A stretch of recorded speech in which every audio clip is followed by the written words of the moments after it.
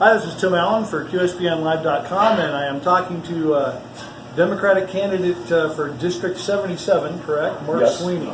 So, Mark, we're here today at the Sunshine Station. You had one of your Thursday meetings. Talk a little bit about land today, and what are some things that you see you can address, even though some of those things are kind of federal issues. What are some things you can affect from that?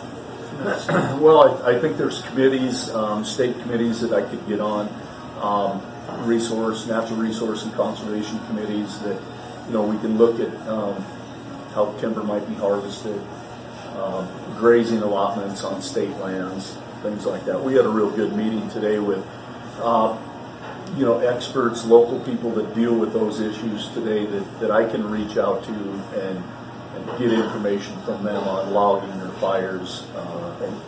And they talked a little bit, you guys talked a little bit about this good neighbor management, which sounded really interesting, about us kind of managing some of those federal lands without them necessarily being transferred. How do you see that maybe helping this? That's an area that I'm going to have to learn more about.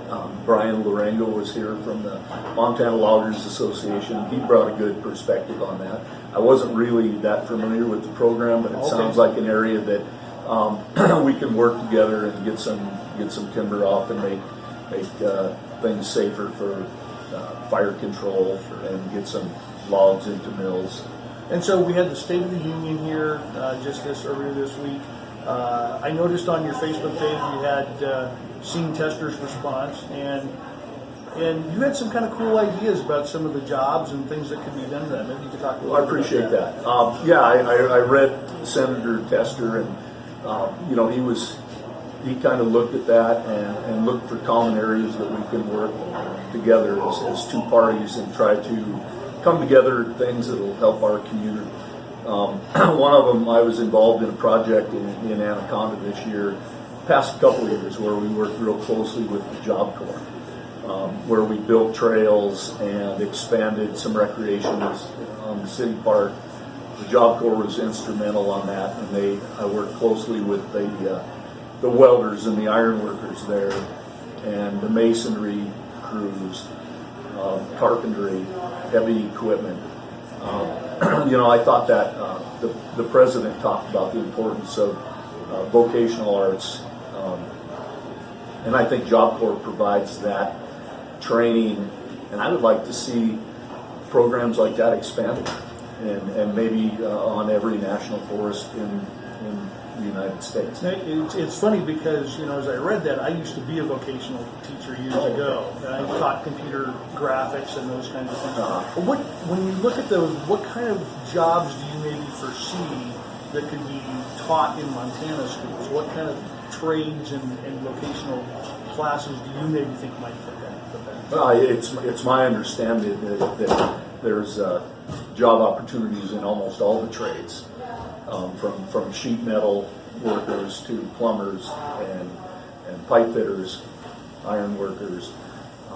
We need projects that these kids that have these skills can go to work into. We need to look at once they get the training, where are they going to go to work?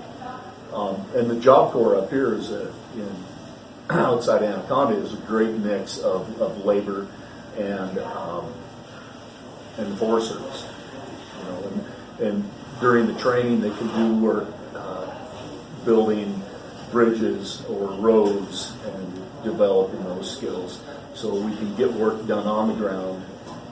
So a lot of those blue-collar jobs that have kind of almost become forgotten in teaching some of the other stuff, that those blue-collar jobs make the world go around. So right, and I see in Anaconda at the high school there, they just built an addition, a vocational education building there. Oh, wow. I think they call it the Roosevelt Center, and it's brand new. You can go up on Main Street and see it there, and I'm sure they're going to be, teaching all these skills and expanding that. So, that's a common area, regardless of party, that I think we can focus on and get more kids trained and ready to hit the workforce. And so I guess you were previously, if I remember right, I heard you a county commissioner.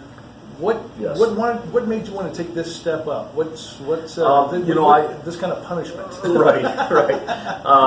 Yeah, I was elected to 2 terms as county commissioner in Anaconda Deer Lodge County. I was at the time working for State Fish, Wildlife, and Parks. I ran a trout hatchery in Anaconda, and the county commission position over there was nonpartisan, and so it allowed me to run for that and not be affected by the Hatch Act, because the Hatch Act kind of precludes state and federal workers from getting involved in partisan politics. Gotcha. Well, that was nonpartisan, so I thought that was an opportunity. I know there was some budget issues at the time, and the CEO of the county was recently elected, and she had some good ideas on how to bring the budget back into the black. And I thought, well, it's time to not sit on the sideline and get involved. So there were lots of issues, over the years. I was involved with the re-permitting of some land that allowed the David Gates gas generation plant to be built over there. Lots of different projects through the few years that I was on the county commission over there. I always looked at the county commission as a nice thing to have in the rear view mirror. But it does get you into public service, and you get a taste for that, and I think you want to get out and just be involved in trying to make government work for the people and affect our way forward. That sounds like a great thing to do. So you have these meetings, you're trying to have these meetings every Thursday in various venues.